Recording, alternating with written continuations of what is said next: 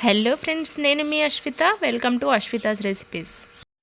ఈరోజు మన రెసిపీలో రొయ్యల కూర ఏ విధంగా తయారు చేయాలో చూపించబోతున్నాను.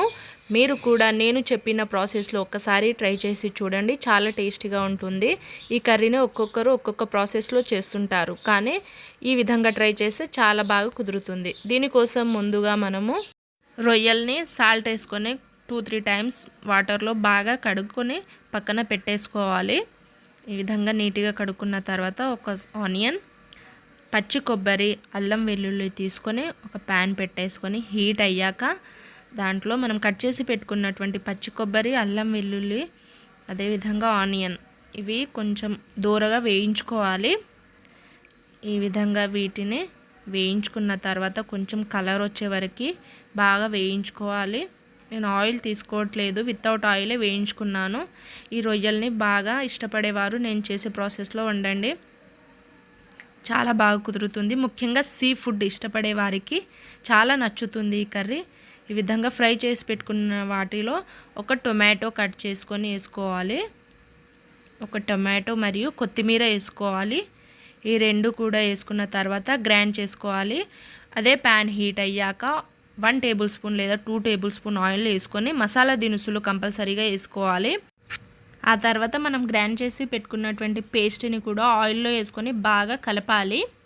ఈ విధంగా బాగా కలుపుకోవాలి. మిక్సీలో ఉన్న పేస్ట్ మొత్తం వేయించుకున్న తర్వాత దానిని ఆయిల్కి పట్టించే విధంగా అది కాస్త ఆయిల్లో ఫ్రై అయ్యాక కారం పొడి, పసుపు, ధనియాల పొడి, సాల్ట్ ఇవి వేసుకుని ఇంకోసారి బాగా కలపాలి.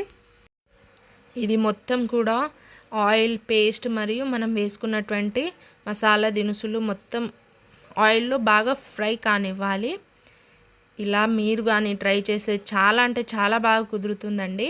ఇలా ఫ్రై అయ్యాక ఆయిల్లో మొత్తం కూడా ఫ్రై అయ్యాక పచ్చి వాసన పోతుంది. ఇలా పచ్చి వాసన పోయాక మనము దాన్ని మూత పెట్టేసి ఇంకోసారి బాగా కలుపుకోవాలి.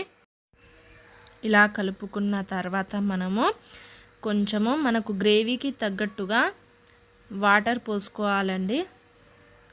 ఈ విధంగా మనకు ఎక్కువ కావాలనుకుంటే ఎక్కువ వాటర్ పోసుకోవాలి, లేదు కొంచెం పల్చగా కాకుండా నార్మల్గా కావాలనుకుంటే చూసి వాటర్ యాడ్ చేసుకోవాలి.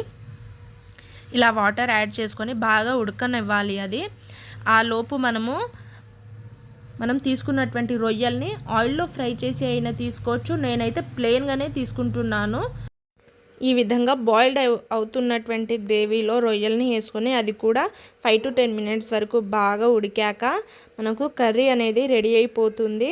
చాలా సింపుల్ అండ్ టేస్టీగా మనకు ధాబా స్టైల్లో రొయ్యల కర్రీ అనేది రెడీ అయిపోయిందండి. బాగా టేస్టీగా కుదురుతుంది. మీకు ఈ కర్రీ నచ్చినట్టయితే మీ ఫ్రెండ్స్ అండ్ ఫ్యామిలీ మెంబర్స్కి షేర్ చేయండి. Thanks for watching.